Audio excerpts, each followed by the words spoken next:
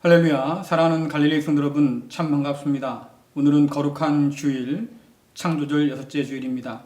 다 함께 묵상으로 기도하면서 마음과 뜻과 정성을 다하여 하나님께 예배 드리겠습니다.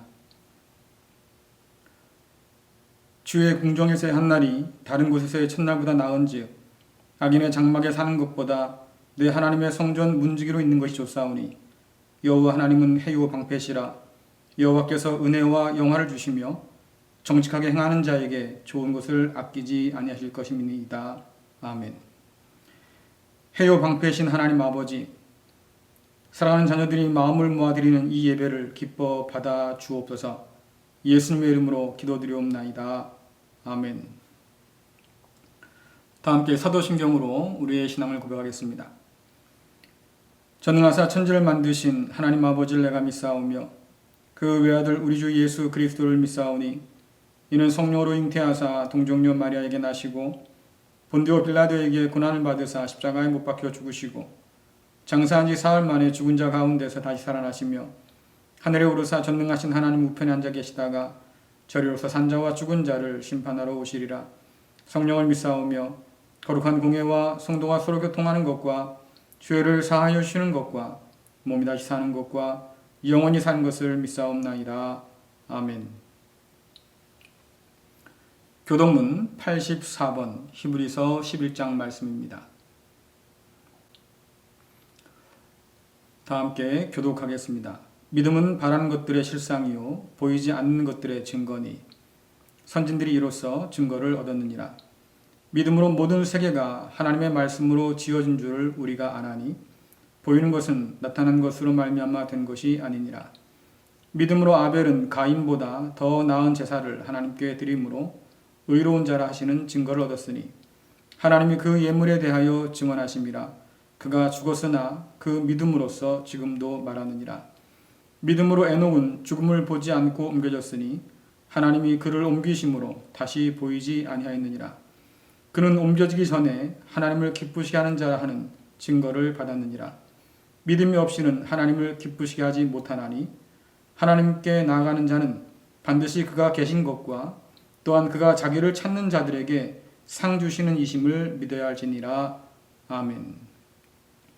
다 함께 찬송가 38장 부르시겠습니다.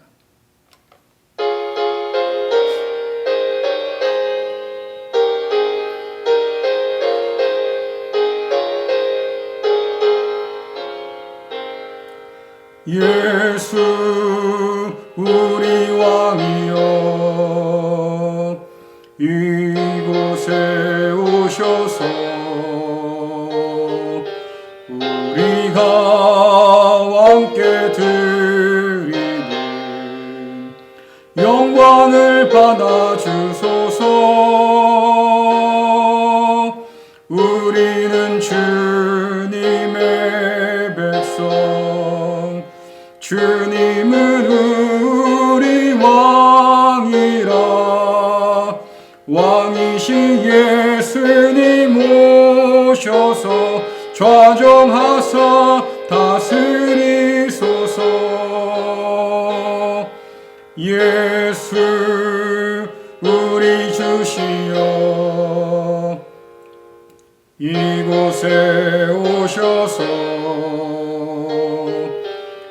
우리가 주께 드리는 찬양을 받아 주소서. 우리는 주님의 종들, 주님은 우리 주시라. 주 대신 예수님 오셔서 이 찬양을 받아 주소서.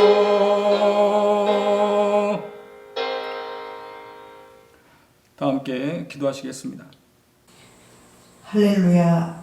오늘도 살아계시고 역사하시는 거룩하신 하나님, 저희를 사랑하셔서 주님의 귀한 자녀 삼아주시고 언제 어디서나 어떤 상황에서도 하나님이 저희 아버지가 되어주시니 감사드립니다. 하나님 아버지의 은혜가 아니면 한순간도 살아갈 수 없는 한없이 나약한 존재임을 고백합니다.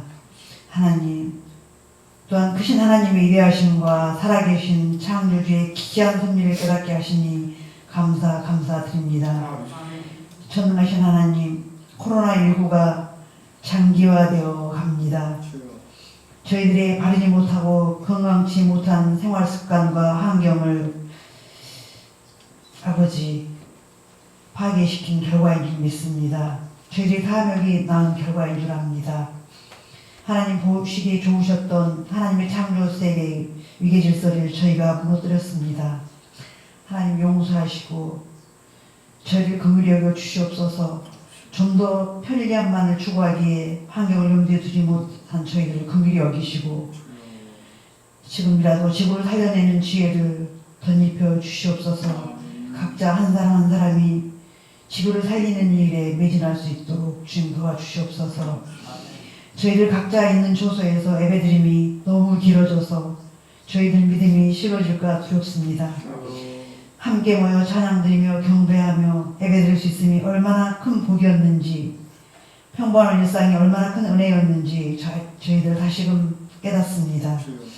하나님, 저희들 불쌍히 여기시고 이 힘든 상황에서 벗어날 길은 오직 하나님 경외하기를 배우고 율법의 모든 말씀과 규례를 지키며 행하는 것이라 말씀하셨사오니 우리 모두 말씀대로 살아서 이 난국을 헤쳐나갈 수 있는 지혜를 던지도록 도와주시옵소서. 말씀 앞에 자신의 죄가 보이면 진정으로 회개하게 하시고 말씀대로 순종하며 행하며 세상을 이길 능력을 덧입을 수 있도록 도와주시옵소서. 항상 하나님만 바라고 나아가게 도와주시옵소서. 하나님만 갈망하고 전심으로 하나님만 찬양하는 삶이 되게 인도하여 주시옵소서. 하나님, 정말 저희가 오랜만에 함께 모여 예배 드립니다. 아버지, 숨통이 트이는 것 같은 오늘 귀한 예배, 신령과 진정으로 드리는 예배가 되게 하여 주시고 하나님 기쁘게 받아 주시옵소서. 우리 모두 예배와 말씀의 모든 것을 거는 승리하는 예배자가 다 되게 도와주시옵소서. 특별히 이 시간 감사하는 것은 우리 어태준 청년이 공무원 시험에 합격하여서 이 어려움 중에도 본인과 교회에 큰 기쁨을 안겨주고 하나님께 영광 돌리게 하시는 귀한 모습입니다. 하나님, 또한 우리 수능 시험 준비 중인 강혜성 오해지 학생에게도 지혜와 명철을 다하여 주시고 원하는 대학에 꼭 합격할 수 있도록 인도하여 주시옵소서. 온라인 공부하느라고 애쓰는 우리 학생들과 부모님들의 기도를 들어주셔서 속히 학교에 등교하여 대면 수업을 할 수 있도록 주님 도와주시옵소서. 하나님, 성도님들의 가정과 직장, 기업을 지켜주시고 우리의 건강도 지켜주시옵소서. 하나님, 영적인 암흑시대 같은 이때에 양질의 좋은 꼴을 먹이시기에 불철주야 수고하시는 우리 목사님의 수고를 기억하여 주시고 그 말씀을 읽고 듣고 묵상하는 우리 갈릴리 공동체가 말씀대로 꼭 실천하여서 믿음의 진보가 있게 하여 주시옵소서. 성령 충만케 하여 주시옵소서. 그리하여 담대하게 사탄의 공격을 이기며 이 세상을 승리하며 살아갈 수 있도록 도와주시옵소서. 이 시간 참여하지 못한 우리 성도님도 있습니다. 하나님, 어디에 있을지라도 이 시간을 기억하며 하나님께 예배드리는 귀한 신령 되게 주님 도와주시옵소서. 우리나라가 너무나 어려운 가운데 있습니다. 하나님, 낙태법, 또 동성애법, 이런 악법들이 통과되지 않도록 하나님의 창조 질서를 어긋나게 하는 그런 법들은 이 땅에 세워지지 않도록 하나님 도와주시옵소서. 하나님의 창조 질서가 세워져 갈 때 이 땅이 회복될 줄 믿습니다. 하나님, 이 땅이 거룩하게 회복되어지기를 간절히 원하오며 길이요 진리요 생명이신 우리 구주 예수 그리스도의 이름으로 기도드립니다. 아멘. 오늘 우리에게 주시는 하나님 말씀은 시편 126편 1절부터 6절까지의 말씀입니다. 제가 봉독해 드리겠습니다. 여호와께서 시온의 포로를 돌려보내실 때에 우리는 꿈꾸는 것 같았도다. 그때 우리 입에는 웃음이 가득하고 우리 혀에는 찬양이 찼었도다. 그때 문나라 가운데서 말하기를 여호와께서 그들을 위하여 큰일을 행하셨다 하였도다. 여호와께서 우리를 위하여 큰일을 행하셨으니 우리는 기쁘도다. 여호와여, 우리의 포로를 남방 시내들같이 돌려 보내소서.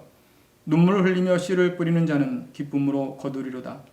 울며 씨를 뿌리러 나가는 자는 반드시 기쁨으로 그 곡식단을 가지고 돌아오리로다. 아멘. 할렐루야. 아멘. 네, 우리 교회에 함께 모여서 예배하시는 분들, 또 각 가정에서 예배하시는 분들, 혹은 있는 그 자리에서 예배하시는 모든 분들에게 하나님께서 기쁨으로 또 평강으로 채워주시기를 간절히 소원합니다. 우리 함께 인사 나누겠습니다. 사랑합니다. 축복합니다. 잘 됩니다. 네, 너무 오랜만이죠? 네, 한 번 더 인사 나눕시다. 어디에 있든지 하나님과 함께 동행합시다. 네, 어려운 날들이 이어지고 있습니다. 하지만 하나님과 함께 동행하면 우리에게 산 소망이 생길 줄 믿습니다. 그 소망이 있으면 이 세상 어려움 넉넉히 잘 감당하고 이겨낼 수 있습니다. 모쪼록 여러분 어디에 계시든지 하나님과 함께 동행할 수 있기를 간절히 바랍니다. 2달여 만에 우리가 함께 모여서 예배하게 되었습니다. 너무 그리웠고 또 이 예배가 너무나 소중했고 장로님 기도하신 것처럼 소중한 것을 잃어봐야 이게 소중한 거였구나 깨닫게 되는 거지요. 오늘 여러분과 함께 예배 드리기 위해서 어제 사랑하는 성도들이 모여서 교회 안팎을 다 정리하고 또 청소해 주셨습니다. 그 섬기는 모습들을 바라보면서 제 마음에 얼마나 감동이 되고 또 기쁨이 되고 또 반가웠는지 모르겠어요. 애써주신 우리 여러 성도님들께 다시 한번 감사를 드립니다. 청소를 마치시고 돌아가시는 성도님들을 배웅하고 교회로 들어오다 보니까 교회 뒤편에 있는 논에서 벼베기를 하고 있더라고요. 가을이 깊어서 이제 익은 벼를 추수할 때가 된 거죠. 올해가 참 어려운 한 해였는데 그래도 벼들이 잘 견뎌줘서 풍성한 추수가 되었습니다. 그러니 얼마나 감사한 일이겠어요. 추수하는 농부도 마음 가운데 기쁨이 또 감사가 가득했을 것 같습니다.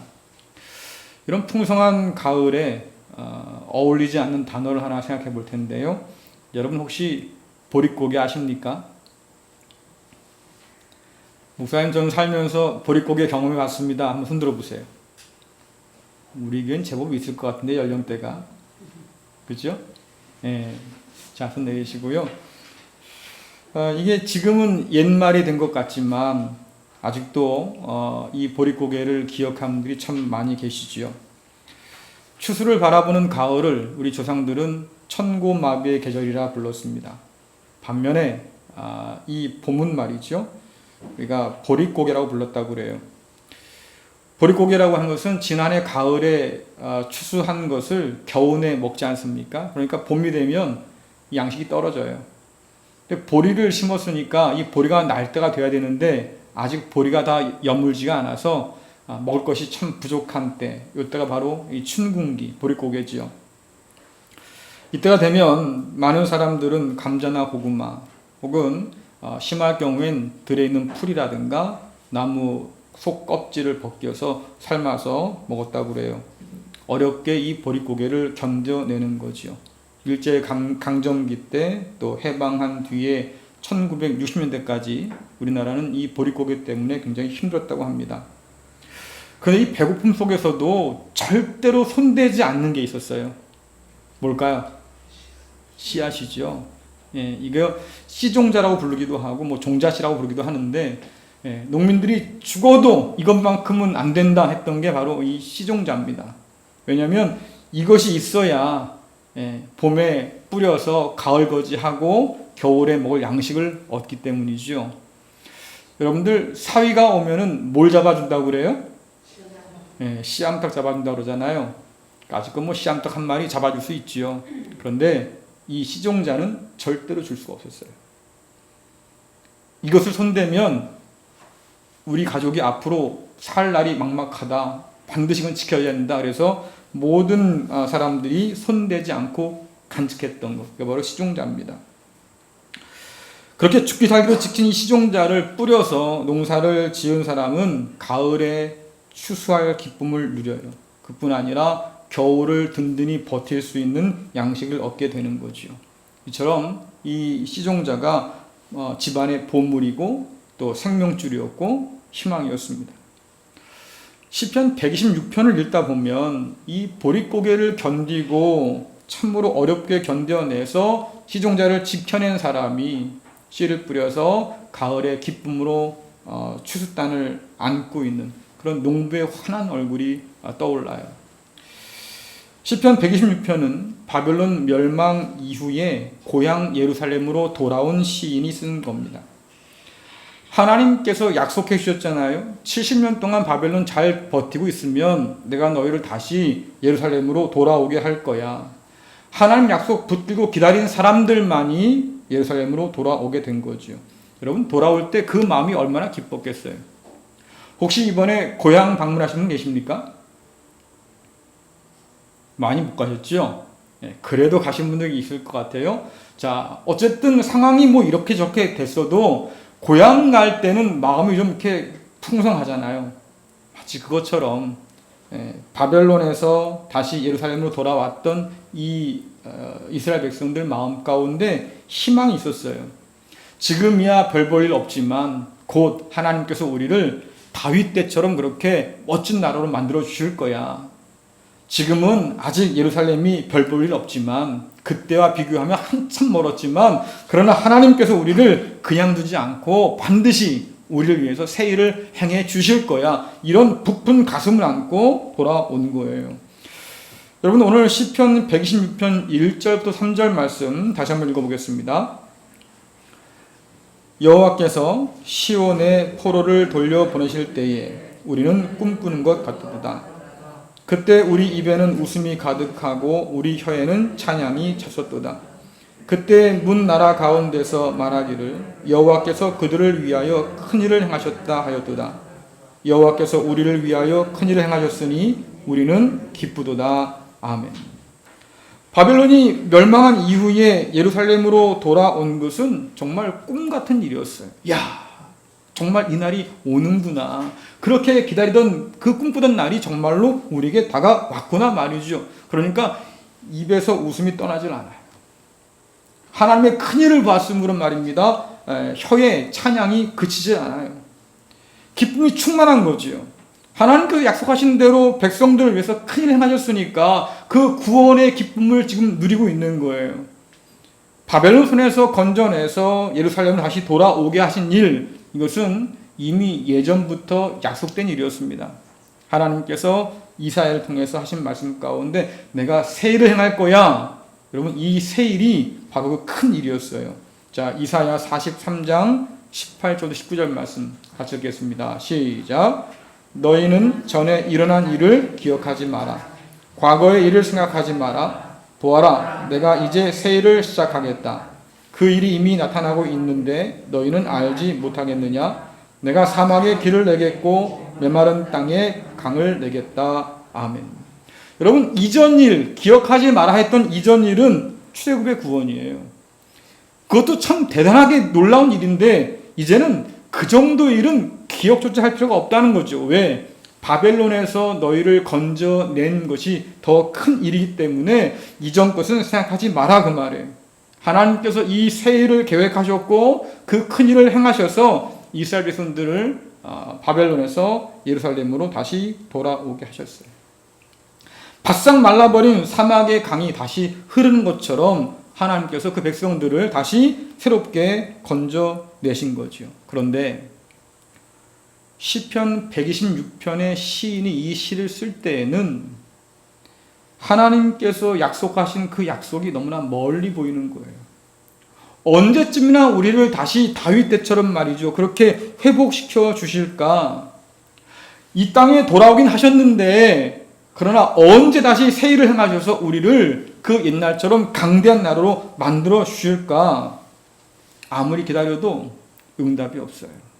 약속이 이루어지지 않을 것 같아요. 희망에 타올라서 말입니다. 예루살렘으로 돌아왔지만 그 희망이 점점 사그라듭니다. 이제는 그날이 다가온다고 하는 것은 아득히 먼 꿈 같아요.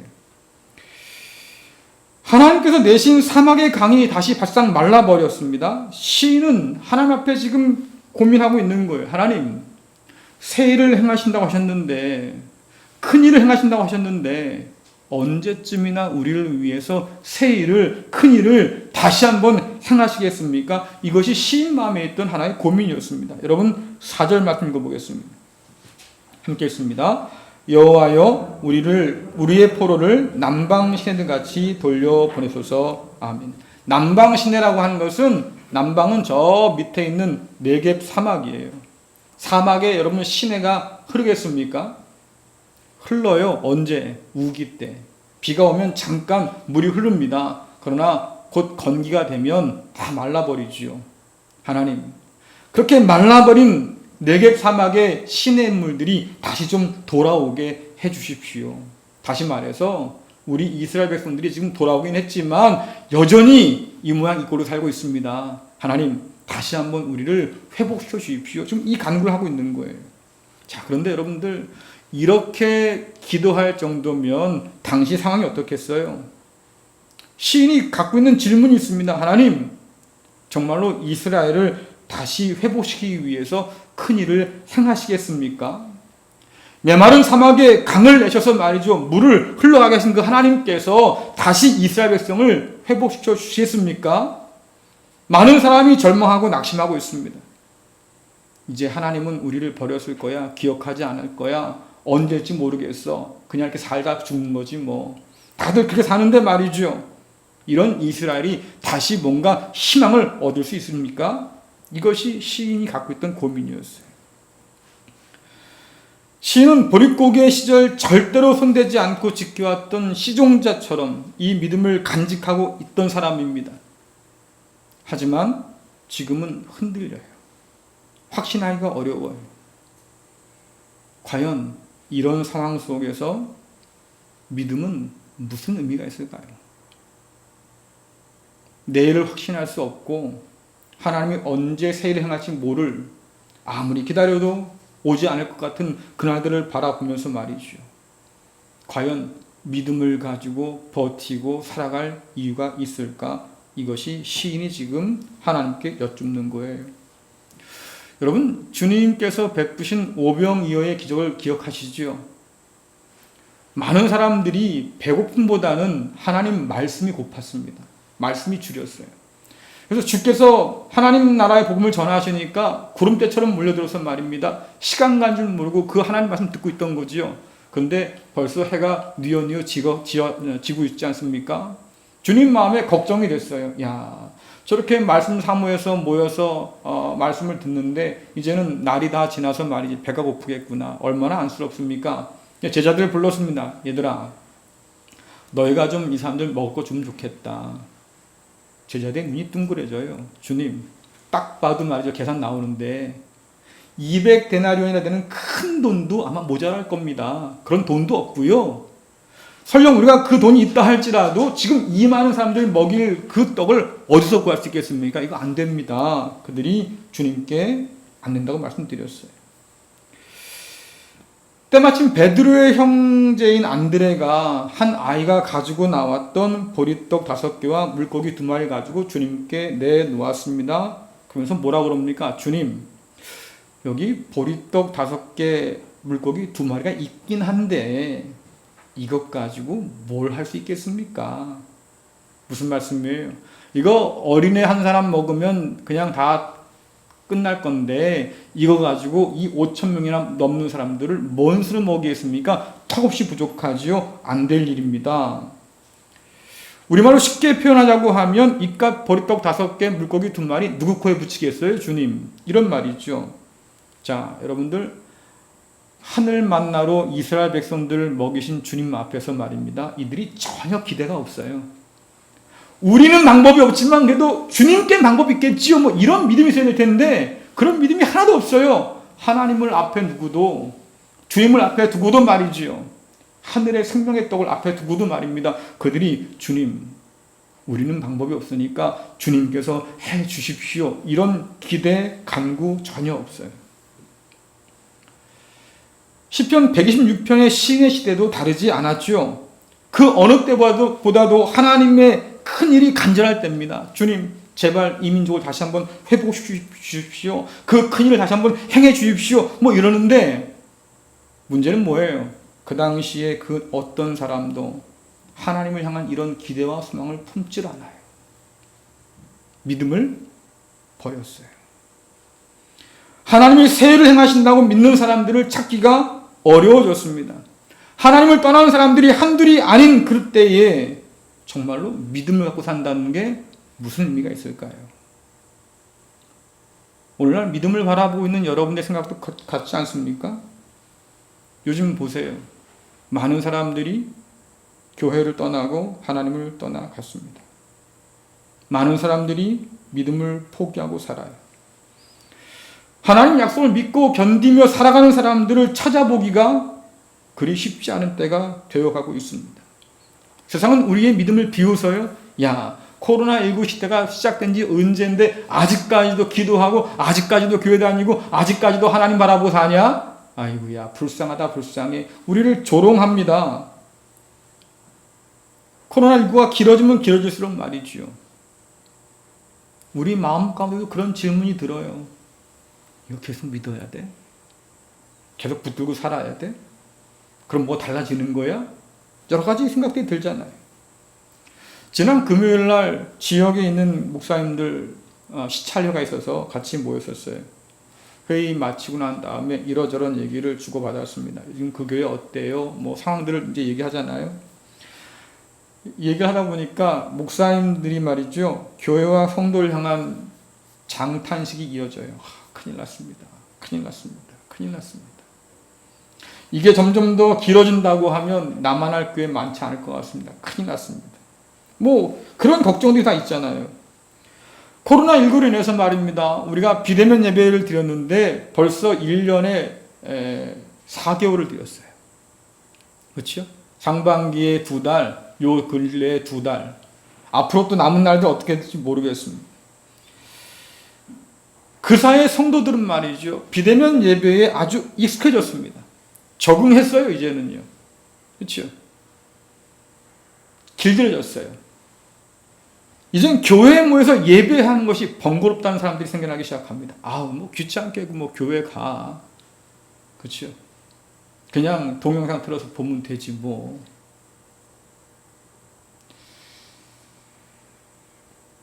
예배 영상을 여러분께 제공해 드리는데 그 영상 틀어놓고 말이죠. 딴 일 해요. 설거지하고 화장실 가고 옷 정리하고 청소하고. 그럼 하는 얘기가 뭡니까? 나 예배 드렸어. 여러분 예배 드린 거예요? 심지어 어떤 분들은 말이죠. 클릭해가지고 잠깐 보다가 그냥 꺼버려요. 그럼 뭐라 그럽니까? 그래도 난 클릭해서 들어가는 봤어. 뭐 한 거예요? 나 예배 드렸어. 예배 드린 거예요? 여러분께 비밀 한 가지 알려드릴게요. 저희가 인터넷에 예배 동영상을 올리잖아요. 그렇죠? 제가 그 관리자 아닙니까? 제가 들어가서 버튼 몇 개 눌러보면 말입니다. 예. 우리 교인들이 혹은 동영상을 시청하신 분들이 그 동영상을 몇 분 시청했는지 평균 기록이 나와요. 여기 찔린 분 계실지 모르겠어요. 여러분 평균 몇 분 시청한 것 같아요? 평균 시청 시간이.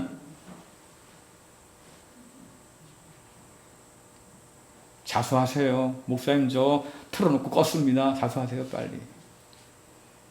7분 정도 돼요. 7분. 어떤 목사님이 그래요. 열심히 뭔가 준비해서 카톡이든 뭐든 올리는데 물어봤대요. 어떤 집사님한테. 집사님 그거 혹시 들어보셨어요? 열심히 올리는 집사님이신데 그분 표정이 네 목사님 안 들은 거예요. 그분이 탄식을 해요. 헌신된 사람인데도 그러면 다른 사람은 어떨까? 예배가 가벼워졌어요. 클릭 한번 했다고 나 예배 드렸어 라는 생각 사람들이 점점 늘어갑니다. 편해진 만큼 가벼워진 거예요. 근데 여러분 그거 기억하십시오. 쉬워진 만큼 우리 안에 하나님도 그만큼 하찮게 되고 있는 거예요. 과연 이런 시대의 믿음이 뭔가요? 있어도 그만이고 없어도 그만인 그 무엇일까? 과연 하나님의 새일, 큰 일을 우리가 기대하는 이 믿음이 말입니다. 오늘날 이 절망의 세상 가운데서 희망을 우리에게 줄까? 우리를 비웃는 세상 사람들에게 믿음은 아무것도 아닐 수 있어요. 그건 인정합시다. 그들에게 믿음 별로 중요한 게 아니니까 뭐 그러다 쳐요. 그런데 믿는다고 하는 우리에게는 어때요? 믿음이 중요합니까? 이 어려운 세상을 이겨내게 할 만큼 여러분 우리에게 의미가 있는 거예요? 안타깝게도 오늘날 믿는 사람들의 눈에 보기에도 믿음은 세상을 이길 만한 그런 충분한 능력이 없어 보여요. 우리는 이 믿음을 들고 주님 앞에 나와서 묻습니다. 주님, 여기 믿음이 있는데 이게 얼마나 되겠습니까? 이 시대를 이기게 할 만한 그런 힘이 되겠습니까? 이 믿음 가지고 살면 말이지요. 하나님의 새 일을 볼 수 있는 겁니까? 확신이 안 서요. 여러분만이 아니라 목사님도 그렇더라고요. 어떤 분이 그래요.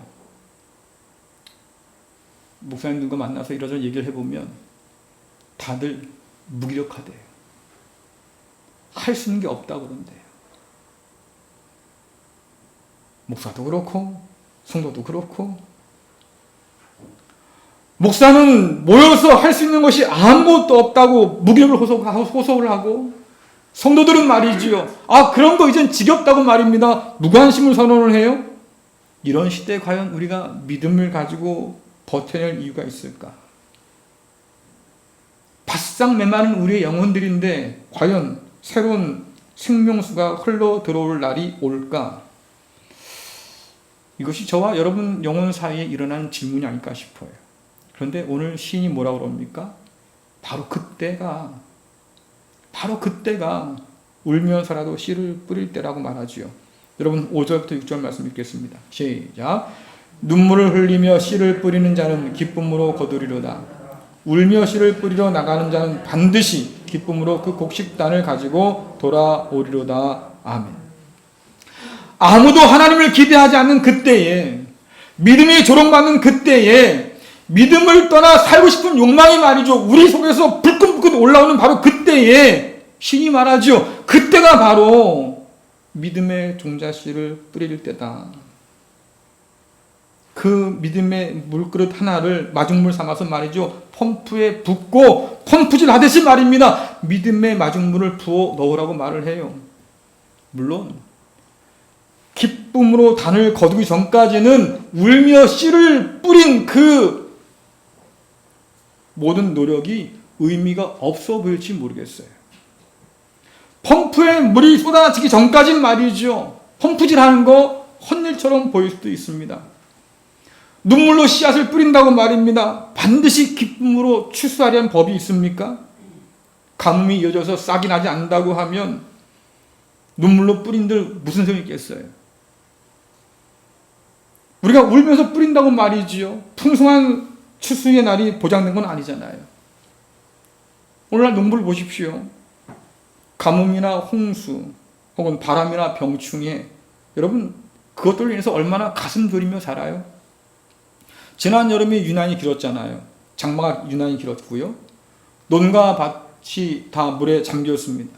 과일이 말입니다. 병들어 썩어서 떨어지기 시작했어요. 그래서 농사를 아예 망쳤다는 분들이 한두 분이 아니잖아요. 이렇게 예상하지 못한 일들로 추수하지 못한다고 하면 내가 지금 눈물로 뿌리는 그것이 도대체 무슨 소용이 있을까요? 여러분 잘 아는 찬송 496장에 보면 2절 3절 가사가 그렇습니다.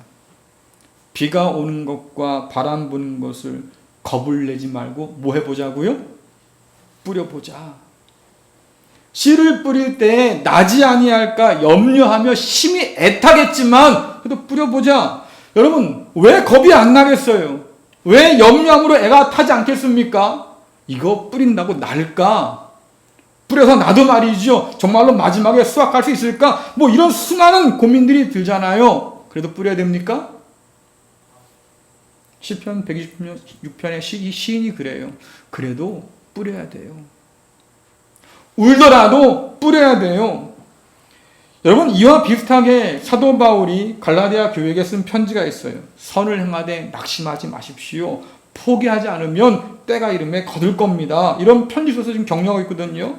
여러분, 갈라디아서 6장 7절부터 9절 말씀입니다. 같이 읽겠습니다. 시작. 스스로 속이지 말라. 하나님은 업신여김을 받지 아니하시나니 사람이 무엇으로 심든지 그대로 거두리라.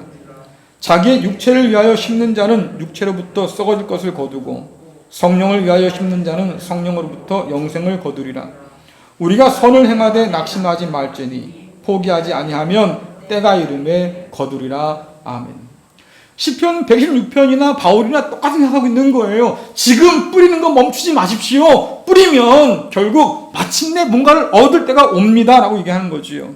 여러분, 바울이 왜 갈라디아 교인들에게 이 편지를 썼겠어요? 이유가 있습니다. 갈라디아 교회 가운데 말이죠, 선을 행하는 것을 포기하는 사람이 늘기 때문에 그래요. 이젠 더 이상 믿음으로 못 살겠어요 하는 사람이 점점 늘어가는 거지요.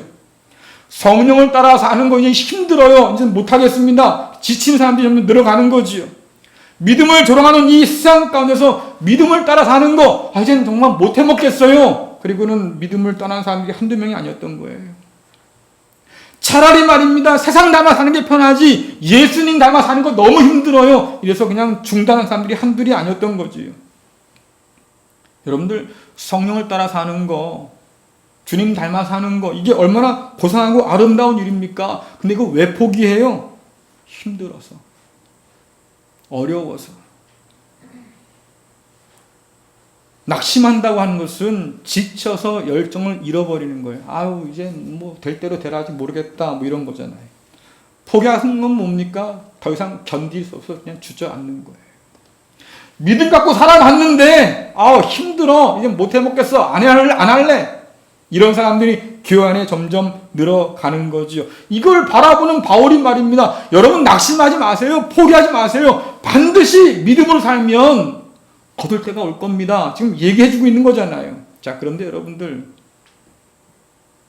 이 사람들이 왜 믿음 따라 사는 거, 성령을 따라 사는 거, 주님 닮아 사는 거, 이 고상한 일을 정말로 포기할까? 더 근본적인 이유가 있습니다. 의미를 못 찾았어요. 의미를 모르겠어요. 여러분, 사업하시는 분들 있잖아요. 자그맣게 시작해서 점점 키워가는 사업하는 분들. 막상 어려워지면 말이죠, 이거 포기하기 참 힘들어요. 왜 그래요? 나한테 의미 있는 거였거든요. 내가 여기에 청춘을 쏟아부었다. 내 모든 걸 다 쏟아부어서 여기까지 왔는데 너무너무 아깝다, 너무너무 아쉽다 말이죠. 못 놓는 거잖아요. 내게 의미가 있는 거니까. 아무리 힘들고 아무리 어려운 말입니다. 그 길이 정말로 의미 있는 길이라고 하면 다들 걸어가려고 할 거예요. 자, 그런데 성령을 따라 사는 것의 의미를 모르겠어요. 믿음 붙들고 사는 의미를 모르겠어요. 내가 왜 이 세상 가운데서 말이죠, 믿음 따라 산다고 이 고생하며 사나? 다른 사람 잘만 사는데, 자유롭게 사는데 말이죠, 왜 난 이러고 사나? 이해가 안 되는 거예요. 하나님 약속을 따라 사는 게 정말로 의미가 있는 일일까? 하나님을 예배하며 사는 것이 정말로 의미가 있는 일일까? 울더라도 말입니다. 믿음을 따라 사는 것이 정말로 소용 있는 일일까? 이런 문제에 대해서 확신이 들지 않는 거지요.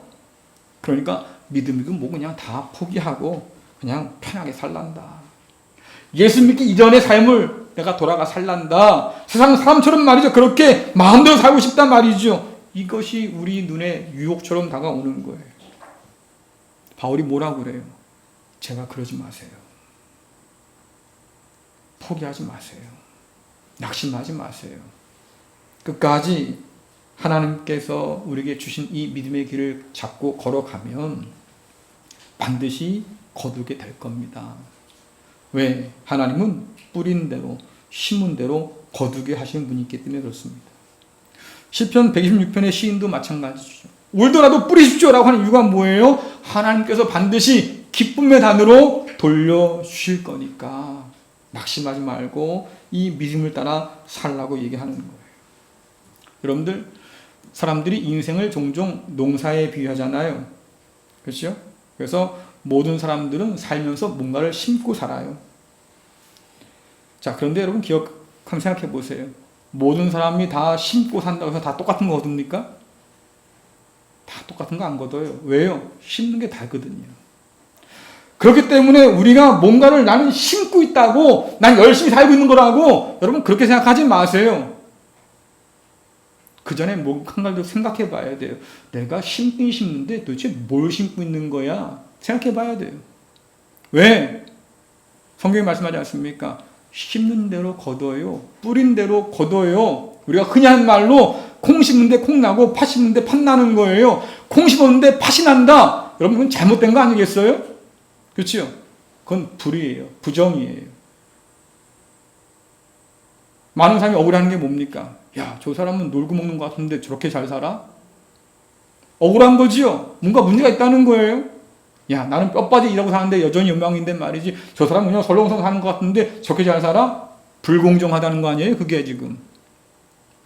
엄마 찬스, 아빠 찬스 써가지고 말이죠. 남보다 더 쉽게 앞서가는 사람들, 그거 지금 불공정이라고 얘기하는 거잖아요, 세상이요. 근데 하나는 그런 분 아니라 그 말이에요. 심는 대로 거둬요. 그렇다고 하면 나 지금 열심히 심고 삽니다. 이게 문제가 아니고요. 뭘 심는데 이게 문제인 거지요. 왜? 내가 무엇을 심는 거에 따라서 거두는 게 달라질 테니까. 믿음으로 심는 사람은 기쁨으로 거둬요. 이것이 성경이 우리에게 주는 진리예요. 여러분 생각해 보세요. 나는 지금 뭘 심고 살까? 무엇을 뿌리고 살까? 하나님의 세일을 기대하면서 말입니다. 하나님을 믿는 믿음으로 내가 지금 살고 있는 걸까? 영원한 생명을 바라보면서 말입니다. 성령을 위해서 지금 내가 심고 있는 걸까? 한 번쯤은 더 깊이 생각해 봐야 돼요. 제가 믿음을 가지고 살다 보니까 여러분 생각하는 게 있습니다. 아, 이 믿음은 참 힘들어요. 자꾸 갈등을 갖다 줘요. 내가 믿음을 갖고 살면 저 길로 가면 안 되지. 이 길로 가야 돼. 맨날 이것 때문에 생각하고 복잡하잖아요. 믿음 갖고 사는 사람들은 늘 갈림길 앞에 서기 마련입니다. 믿음으로 나갈까? 아니면 그냥 뒤로 물러갈까? 울더라도 씨를 뿌릴까? 아니면 포기할까? 우린 그 갈림길에서 지금 망설이고 있는 거예요. 주께서 말씀하십니다. 인생은 다 길을 걷는 사람인데 다 똑같은 길을 걷는 게 아니라고 그래요. 누구는 좁은 길, 누구는 넓은 길 걷는다고 그러잖아요. 여러분 성경에 보니까 좁은 길 걷는 사람이 더 많아요? 넓은 길 걷는 사람이 더 많아요? 예? 좁은 길 걷는 사람이 많아요? 넓은 길 걷는 사람이 많아요? 왜 걸어요? 넓은 길을? 편해요. 그렇죠? 편해요. 쉬워 보여요. 걷는 사람들이 많으면 괜히 마음이 그렇잖아요. 나도 저기에 가야 되는 거 아니야? 이런 생각 들잖아요. 그렇죠? 여러분 누군들 쉽게 살고 싶지 않겠어요? 남들처럼 말이죠. 넓은 길 걸으며 살고 싶잖아요. 그러니까 좁은 길 걷는 사람에게는 넓은 길이 항상 유혹거리예요. 좁은 길이 좀 답답하고 힘겹는데 말입니다. 그 길 걷다 보면 넓은 길이 부러지기 시작해요. 야, 좋겠다, 편하겠다. 나도 저렇게 살아봤으면 좋겠다 말이죠. 넓은 길을 걷는 사람들을 보면서 마음 가운데 한 가지 궁금한 게 생깁니다. 내가 지금 제대로 걷는 건가? 나 혼자 이 길 걷는다고 뭐 달라진 거 있나? 혼자 헛수고하는 거 아니야? 사람들이 많이 모였으니까 저 길이 진짜겠지. 그런 착각을 우리가 하게 되잖아요. 시편 73편의 시인도 두 길 사이에서 지금 갈등에 빠져 있습니다. 이 시인은 말입니다. 하나님 없이도 잘 사는 사람들을 바라보았어요. 야, 이럴 수 있나? 마음에 시험이 들었습니다. 여러분 73편 1절 3절 말씀 한번 읽어보겠습니다. 시작. 참으로 하나님은 이스라엘을 선하게 대하시며 마음이 깨끗한 자들에게는 더욱 그리하십니다. 그러나 이제 나는 그 사실을 믿을 수 없게 되었습니다. 내 믿음을 다 잃어버린 것만 같습니다. 왜냐하면 악한 사람들이 잘 사는 것을 보고 나는 그런 교만한 사람들에게 질투를 느꼈기 때문입니다. 여러분 이게 솔직히 우리 심령 아니에요? 야, 나는 예수 믿고 살아도 맨날 이렇게 힘든데 저 사람은 예수도 안 믿는데 저렇게 잘 살아. 야, 나는 하나님 믿고 사는데도 이렇게 어려운데 말이 저 사람 우상 믿고 산다는데 저렇게 잘 살아. 나는 하나님을 믿기 때문에 말이죠. 주일도 성수하면서 이렇게 열심히 살려고 하는데 말이지 저 사람은 하나님 없이도 말이죠. 신을 믿지도 않고 말입니다. 그래도 저렇게 잘 살아? 뭔가 손해보는 느낌 나잖아요. 뭔가 억울해지잖아요.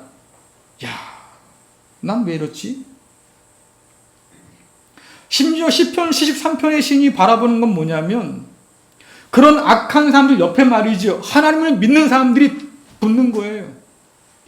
그리고 그들과 함께 악을 도모하고 말입니다. 하나님을 좋아하며 살아요. 그런 현실을 보며 시인이 무기력해져요. 야, 이게 도대체 내가 갖고 있는 믿음이 지금 뭘까? 차라리 이럴 바에는 나도 말입니다. 하나님 없는 사람처럼 이렇게 똑같이 살고 싶다. 이런 욕망이 안에서 싹트기 시작해요. 더 이상 믿음으로 사는 거 그만두고 싶어진다 말이죠. 이런 마음이 굴것같은다 그 말입니다. 여러분 시편 73편 13절 한번 읽어보겠습니다. 시작. 내가 무엇 때문에 마음을 깨끗이 하였단 말입니까? 내가 죄를 짓지 않고 성실하게 살려는 것이 무슨 소용이 있단 말입니까? 아멘. 하나님, 한번 솔직하게 물어보겠습니다. 하나님 믿지 않고 잘 사는데 나는 왜 이렇습니까? 나는 하나님께 기도하고 말이죠. 예배하고 말입니다.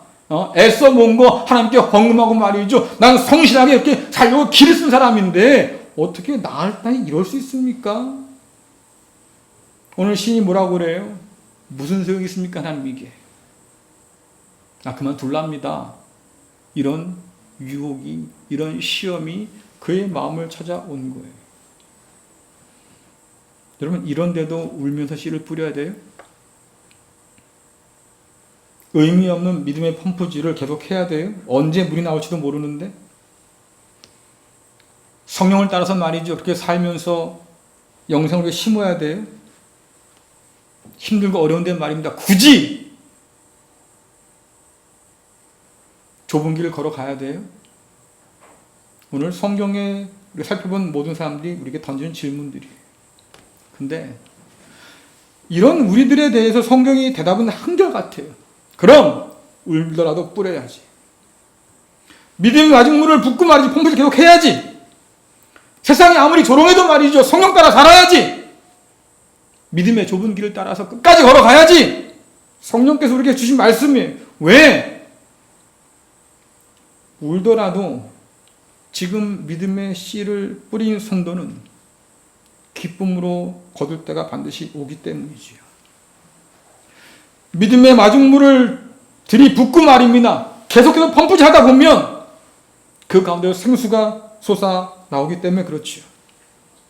좁은 길을 끝까지 걷다 보면 그 끝에서 하나님께서 계시고 우리를 품어 안아 주시기 때문에 그렇습니다. 사랑하는 성도 여러분, 그러니까 믿음으로 살면서 낙심하지 마십시오. 포기하지 마십시오. 믿음으로 산다고 하는 것이 결코 부끄러운 일이 아닌 것을 여러분 꼭 기억하세요. 성경이 말합니다. 반드시 헛되지 않을 겁니다. 메마른 강이 다시 흐르게 될 거예요. 기쁨의 단을 가지고 돌아오게 될 거예요. 성령을 위해 심는 사람은 말이죠. 영생을 거두게 될 거예요. 하나님께서 약속하신 대로 반드시 행하여 주실 거예요.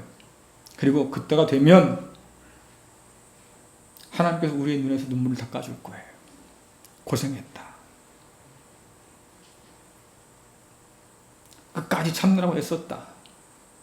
남들 다 떠나고 포기하는데 그래도 그 믿음 붙들고 여기까지 왔으니 참 잘했다. 하나님이 우리의 눈에서 눈물을 닦아주실 거예요. 누가 이런 은혜를 누립니까? 오직 귀한 열매를 바라보면서 오늘을 참고 인내하는 농부, 그 사람만이 추수의 때를 기쁨으로 맞이하지요. 야고보서 5장 7절 8절 말씀 읽겠습니다. 시작. 그러므로 형제들아 주께서 강림하시기까지 길이 참으라.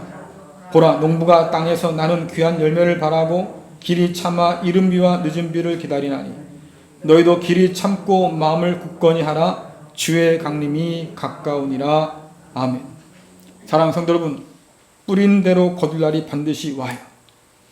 걷던 길 끝에 반드시 이르게 될 겁니다. 무엇을 뿌리며 삽니까? 어떤 길을 걷고 있습니까? 늘 돌아보세요. 그리고 하나님 앞에 결단하십시오. 하나님, 내가 지금 믿음으로 뿌리겠습니다. 하나님, 내가 지금 좁은 길을 걷겠습니다. 그날이 오기까지 울더라도 참고 인내하면서 믿음으로 살아갈 때 하나님은 저와 여러분에게 기쁨의 단을 안겨 주실 겁니다. 이 풍성한 은혜가 이 어려운 시기에 믿음을 잃지 않고 살고자 하는 여러분 모두에게 함께하기를 간절히 축원합니다. 기도하겠습니다. 울더라도 믿음을 포기하지 않는 자에게 큰일을 행하셔서 기쁨을 주시는 하나님 아버지, 믿음으로 사는 삶을 비우는 세상 속에서도 끝까지 믿음으로 살도록 지혜와 용기를 주옵소서. 세상을 닮아 살지 않도록 하시고 그리스도 예수를 닮아 살도록 인도하여 주옵소서. 성령을 따라 심어서 영생을 얻게 하여 주옵소서. 하나님의 때가 이르러서 우리 눈에서 눈물이 닦이는 그날이 속히 오게 하여 주옵소서. 하나님의 새해를 기대하면서 오늘 믿음으로 사는 성도와 교회를 기억하셔서 하나님께 행하시는 놀라운 큰일을 보게 하여 주옵소서. 예수님의 이름으로 기도드리옵나이다. 아멘.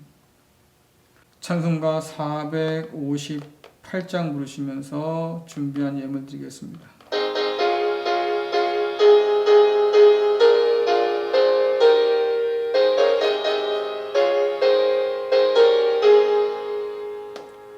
너의 마음에 슬픔이 가득할 때 주가 위로해 주시리라. 아침 해같이 빛나는 마음으로 너 십자가 지고 가라.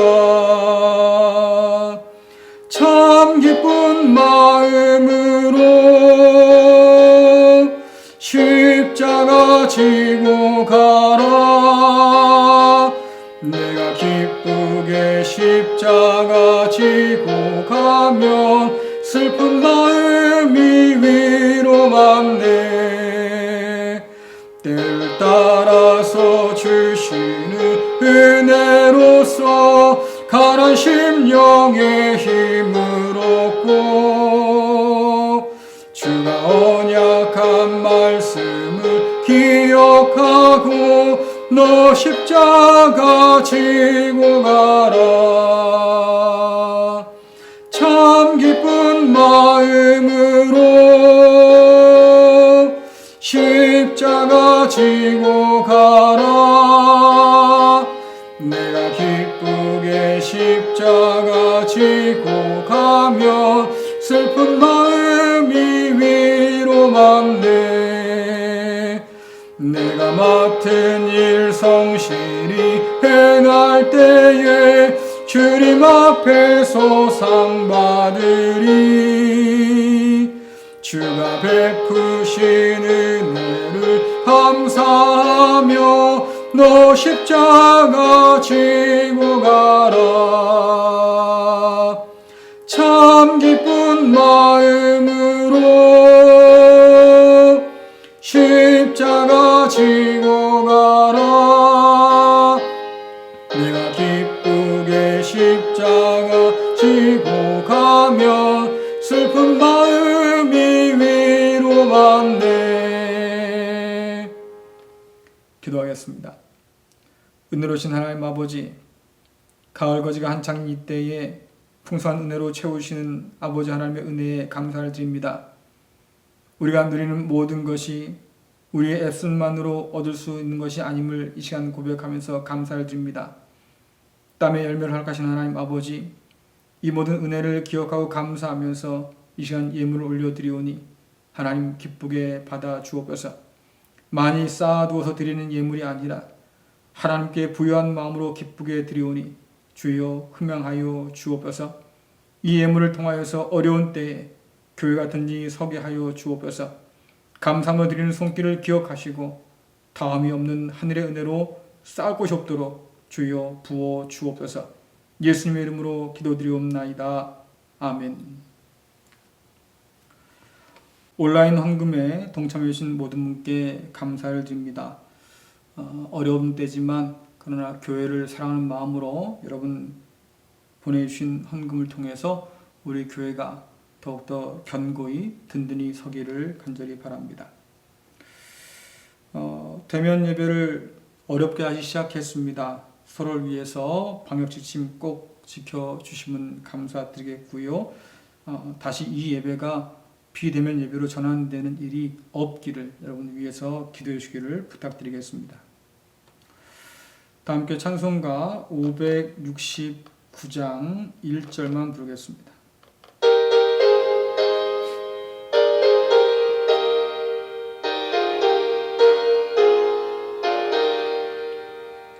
선한 목자 되신 우리 주 항상 인도하시고 푸른 풀밭 좋은 곳에서 우리 먹여주소서.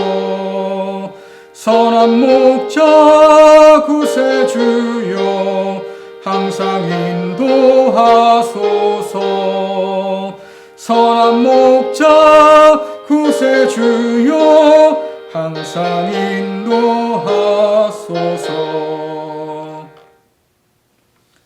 기도하겠습니다. 이제는 좁은 길 앞서 걸으시며 인도하신 우리 주 예수 그리스도의 은혜와 힘대로 거두게 하시는 하나님 아버지의 크신 사랑하심과 믿음 안에서 끝까지 낙심하지 않도록 도우시는 성령님의 역사하심이 울더라도 믿음의 씨앗을 뿌려 기쁨으로 단을 거두기를 원하는 사랑하는 갈릴리 교회 성도들과 저들의 가정과 자녀와 기업 위에 또한 코로나19로 말미암아서 어려움 가운데 놓여있는 이 나라 이민족 온 세계 위에 지금부터 함께 하시기를 간절히 축원하옵나이다. 아멘.